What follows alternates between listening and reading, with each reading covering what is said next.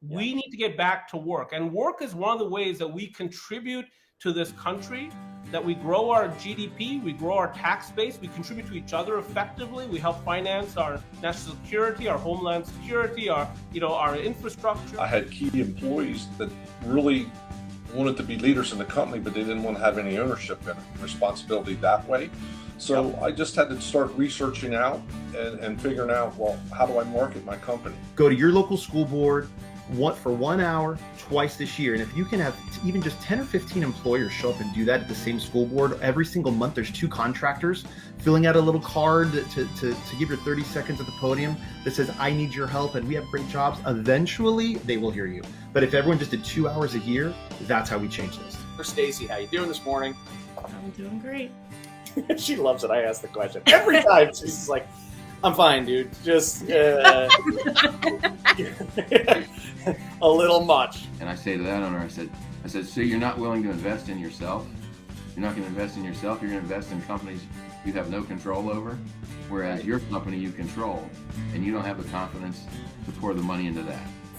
When things are busy and they're looking for their GC friends to sit down and negotiate a project on a GC and a fee, and they're more excited about building the project, and then all of a sudden the market swings, and now the developer market is going to go out and they're going to hard bid the same project to 2 or 3 different GCs, and that's where it starts going down.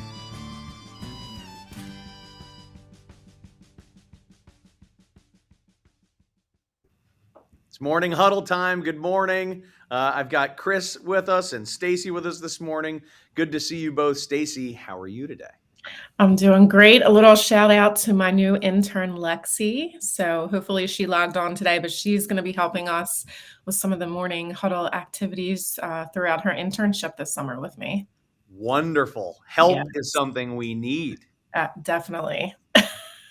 Thank you. That's great news, Stacy. It's great. Chris, how are you this morning? I'm great. Yeah. Thanks, Chad. Thanks, Stacy, for having me on. Yeah, it's our pleasure. So Chris Bybee is the Director of Strategic Growth for Interplay Learning, and he's Interplay Learning is a company that has designed immersive sort of virtual reality training experiences for the skilled trades. So there are ways to create faster educational paths. I'm going to let Chris describe this a little bit more. Chris, talk a little bit about the company and maybe a little bit more on your background so our audience has a sense for sort of who you are. Yeah, no, thanks, Chad. No, you nailed a lot of it. So as Chad mentioned, I'm Christopher Bybee. I serve as Interplay Learning's Director of Strategic Growth, really looking at new markets, new opportunities. And the more interesting thing is really what Interplay does. And as Chad mentioned, we're trying to be the global leader of on-demand career trades training. And how we do that is we do that via simulations. So I think the simplest way to put it is think of a video game.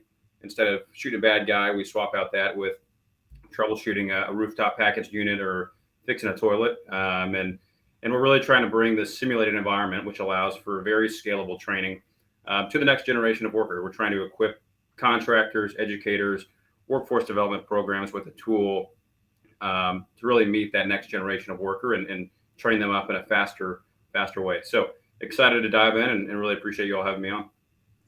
No, it's our pleasure. And if I'm not mistaken, Stacy, isn't there some personal connection that you have to Interplay or at least?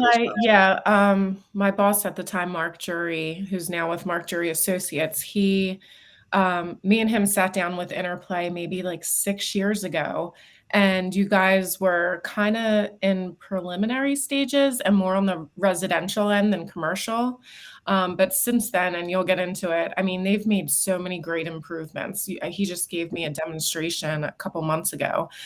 So it's pretty impressive. So you'll get to see it. It's definitely an exciting time for technology of all kinds. It's an exciting time for technology in the building industry and for all the ugliness that COVID brought us. One of the things I think COVID did bring us, at least in the building industry, is a willingness to embrace technology out of necessity in a way that didn't exist before. And I'll be interested to know, did that propel the growth or the sort of the, I don't know, did that change? Did COVID change in any way the trajectory of your business? Yeah, no, entirely. I think you nailed it on the head. I think the construction industry generally tends to follow second on some of these technology changes, right? And I think what we saw was contractors and educators got comfortable with the idea of online remote learning out of necessity, like you said, through COVID, and where we were able to step in, and I think where VR and other augmented technology is able to step in is really by creating those lifelike, field-like environments in that technology world. So you reduce materials costs entirely, right? You no longer need a lab space to teach your guys. You also don't have to worry so much about safety. So you can put them in an environment that's safe and they can practice. If you electrocute yourself virtually, you're going to be okay. We're working on that. We're working on a way to, really put this. Right. You should. Yeah, exactly right. But, I guess in summary, I think it was overall a good thing, I think, for the construction industry, for virtual reality in general. And we were excited to help fill that gap in kind of that time. That's cool. So by way of additional play in, just to kind of get everybody's head wrapped around exactly what this looks and feels like, I'll apologize in advance for our audio only audience that may be listening to this via Spotify or Apple Music or Apple Podcasts or what have you. But I'm going to play a little less than a minute video clip that kind of goes through what this looks like and feels like. And Stacy, coming away from that, I'm going to ask you, obviously, to do what you do so well, which is to work with the audience and capture any questions that we can bring back with the last 10 minutes or so. All right, sounds good. Awesome. All right, cool. Let's check this out.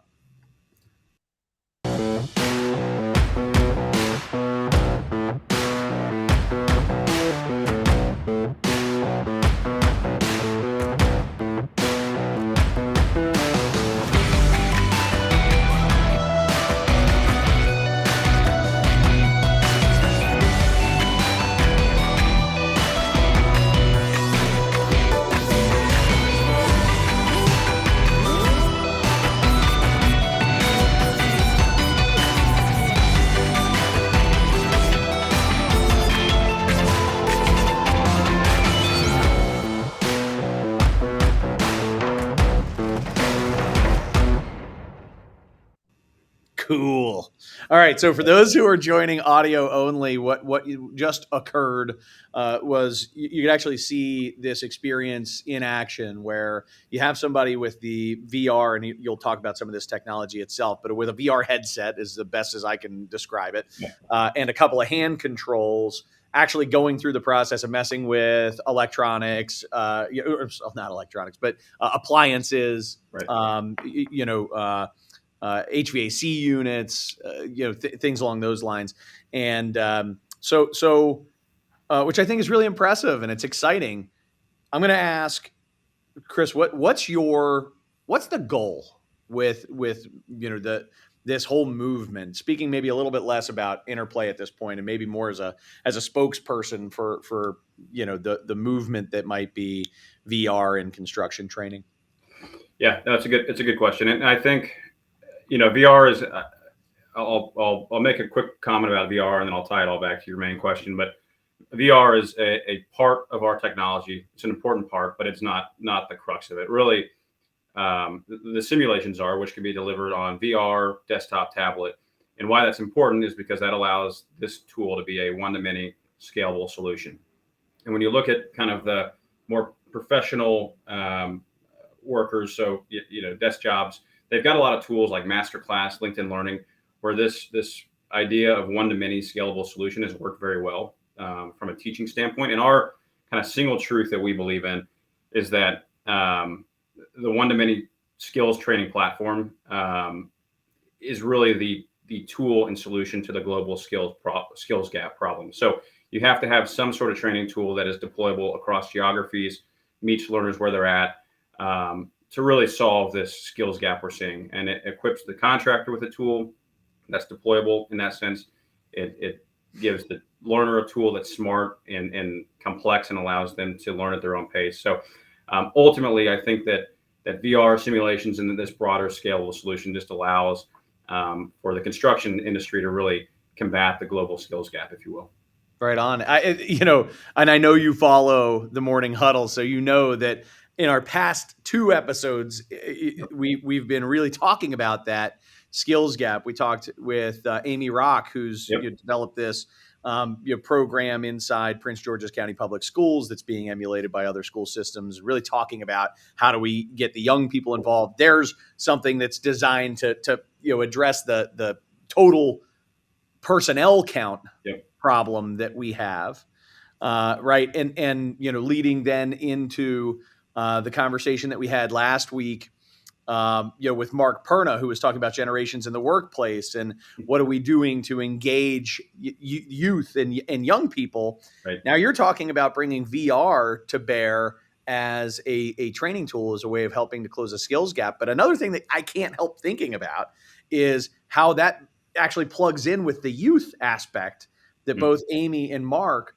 were with us talking about for the past 2 episodes. So to what extent, I guess, do you feel like, in addition to addressing the skills gap and bringing technology to where people are, do you have any reason to believe that this is helping in any way to attract more young people?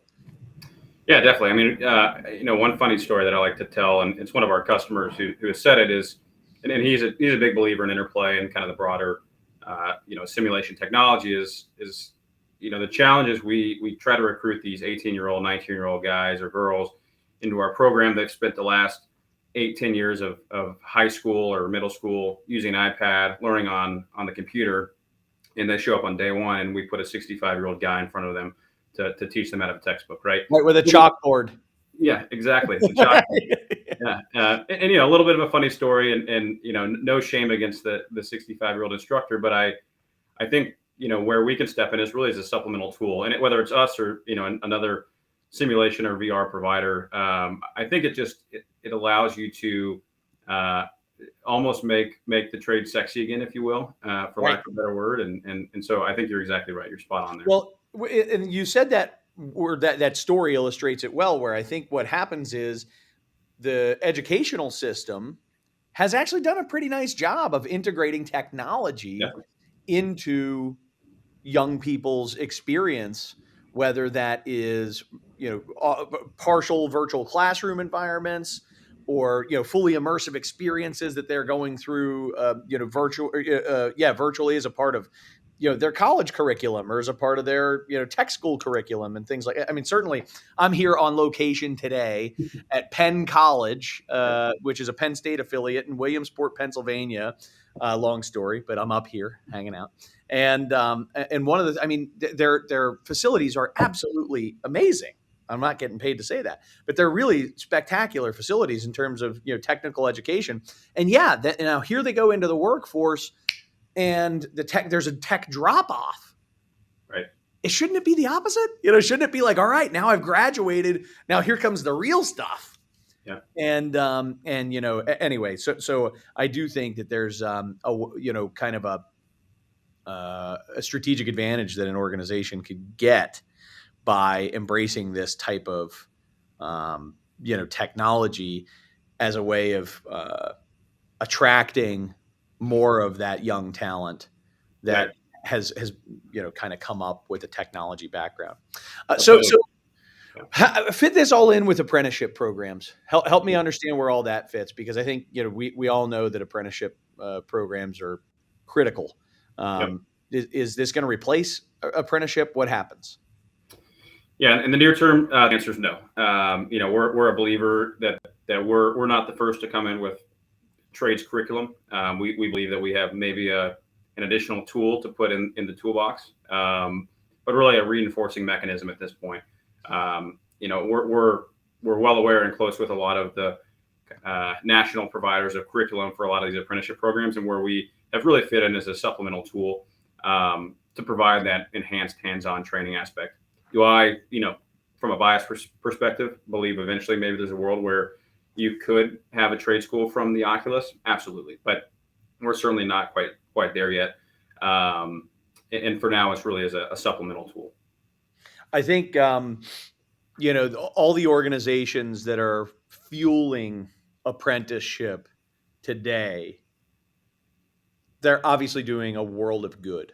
Yep. And I think it's extremely important that that there comes to be a collaboration between what you're talking about, what you're doing, and what they're actively doing and have been doing for decades. Agreed. Are you in communication with apprenticeship organizations or agencies across the country?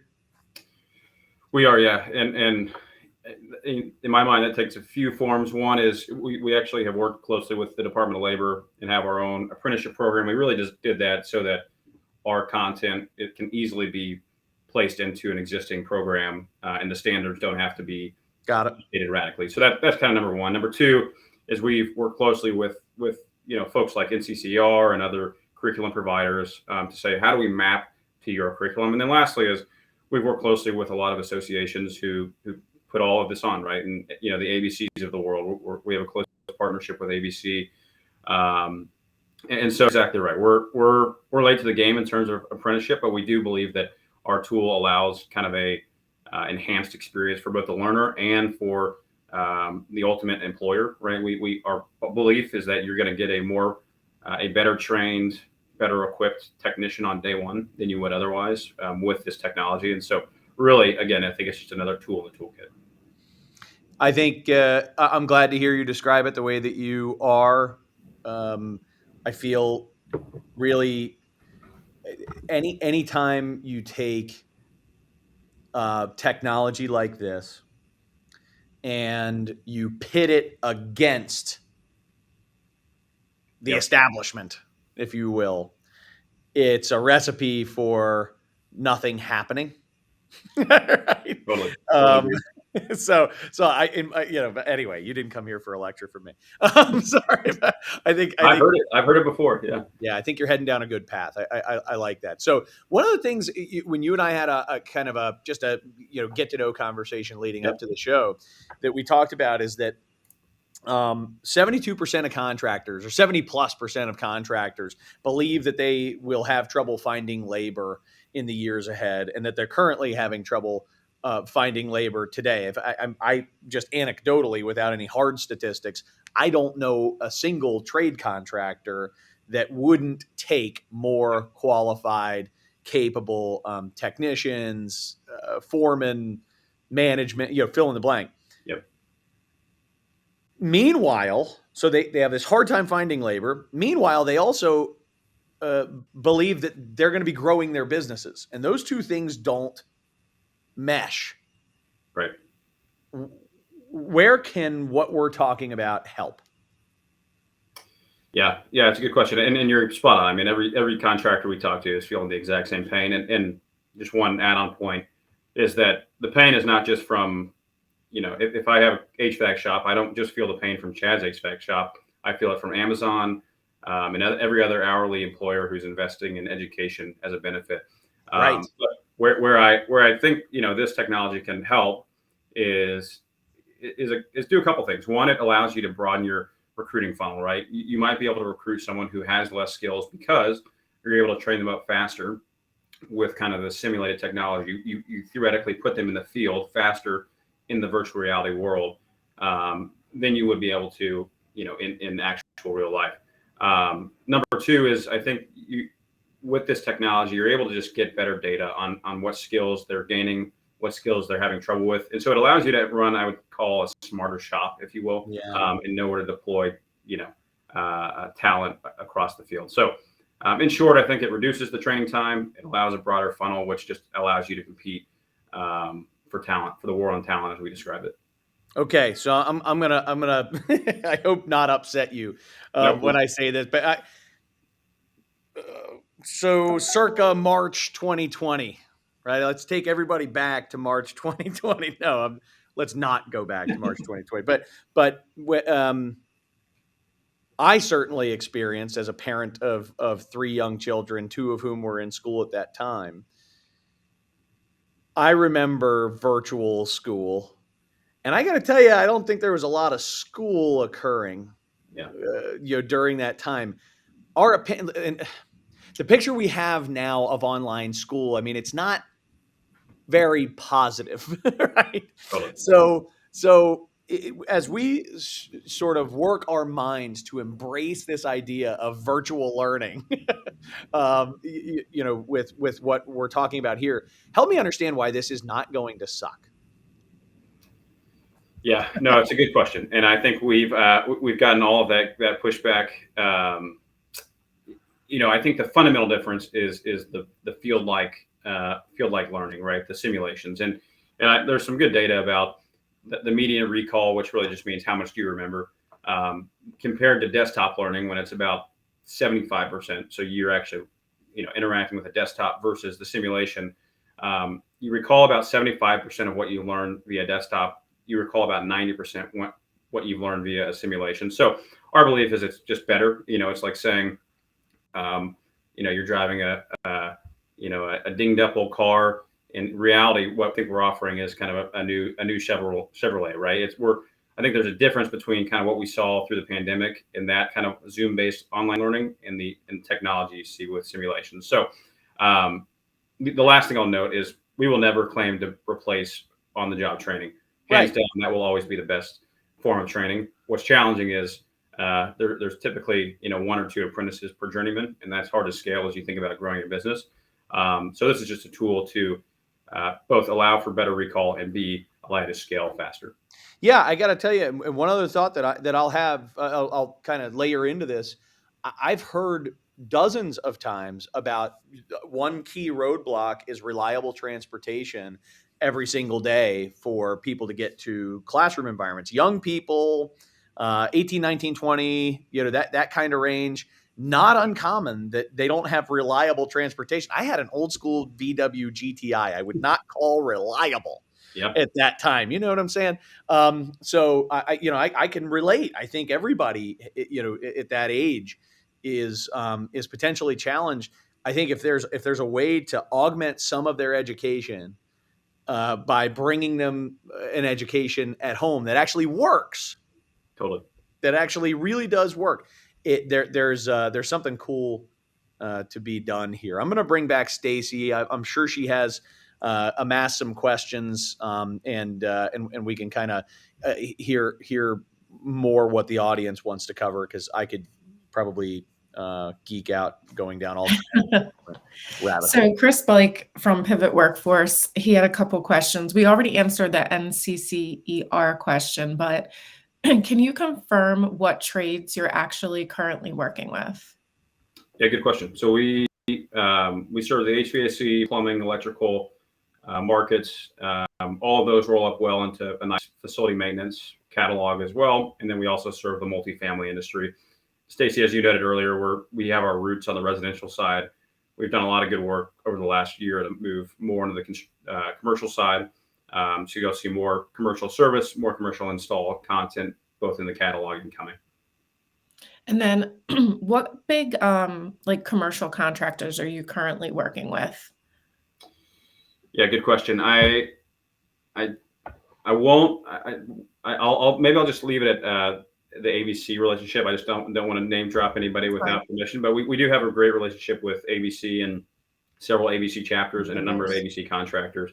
We are working closely with a guy named John Morris through ABC Ohio Valley to both fit within their apprenticeship program and to sell through to a lot of their contractors as well. And then could you walk us through, you're a first year apprenticeship just say plumber, electrician. What does it look like? You log into your system, and can you just kind of visualize that somehow for us? Yeah, sure. I mean, it's similar to, many other kind of learning management systems. You'll have a dashboard which shows it's like kind of your home base, right? And you're able to see how many points you've acquired, what courses you have due that are upcoming, who on your team has more points than you. So we have a little bit of a competitive flair. From there, we have our catalog, and from there, you're able to do the simulation. So you have access to all the catalogs, and in those catalogs, we have what's called learning paths, which is really just an organized way of putting all the simulations together, or video courses to say, here, let's walk through HVAC fundamentals 1. And we kind of take a walk, jog, run approach where we'll show you some videos, kind of teach the theory. We'll then show you a video of the simulation with one of our SMEs talking about, hey, here's Stacy's what you're going to do in the simulation. And then we actually put you in the simulation. And we have a couple different levels of that where first, it's kind of like training wheels, very guided, and then it moves to kind of a more advanced where we really test your knowledge and recall. Nice.